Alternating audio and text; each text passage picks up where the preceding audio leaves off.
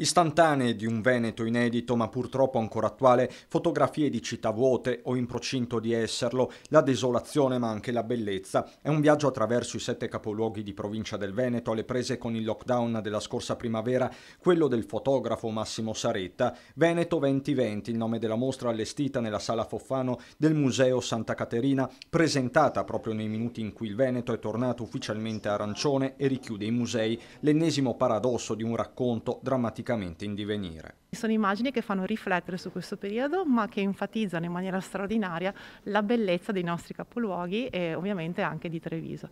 Immagini emozionanti perché, come ricordo sempre, non basta avere una macchina fotografica per essere fotografi e voi vedrete delle immagini che hanno richiesto magari anche una settimana di appostamento. Treviso è stata scelta come prima tappa della mostra che nei prossimi mesi approderà in tutte le altre città del Veneto protagoniste. Inevitabile che le emozioni del primo lockdown si alternino con i pensieri di oggi.